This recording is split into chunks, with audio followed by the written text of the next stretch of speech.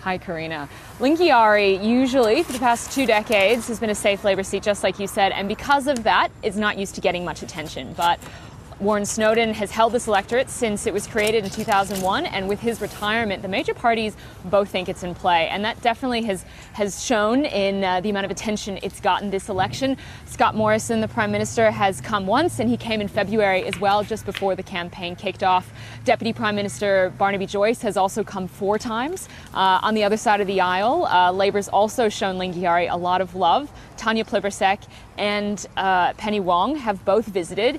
The Labour leader, Anthony Albanese, was supposed to come. However, that was around the time when he was isolating with COVID, and that never eventuated. Now, voters here, though, that I've spoken to are fairly cynical about all this attention. You know, this is one of the poorest electorates in the country, and people here say that they'll believe that change is coming when they see it. Now, you know, that cynicism has played out in a few ways. 40% of people voted, have already voted, and you can see that the polling booths here in the Territory are pretty quiet today.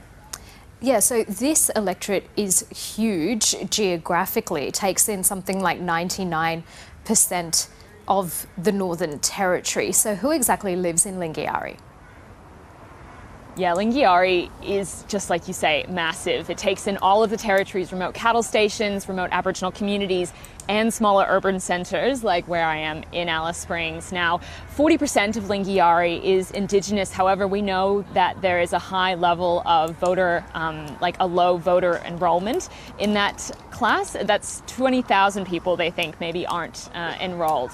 Now, Lingiari is incredibly diverse, but when I speak to voters on the streets, they say that there are 2 key issues at the front of their mind. In Alice Springs and in the towns, you hear that people are concerned about the high levels of youth crime, and we've seen the coalition pledge $15 million to address youth crime, even though it's not typically a federal issue. And then out bush, when you're talking to people, people talk about housing being their #1 concern, and you can see that Labour's really trying to court their votes. They've pledged $100 million to remote housing and homelands.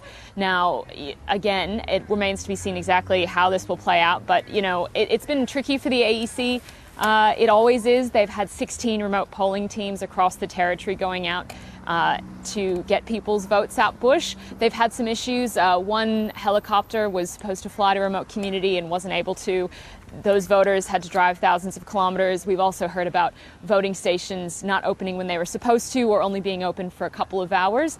You know, how this impacts the bottom line remains to be seen, but it's definitely an interesting and rugged place.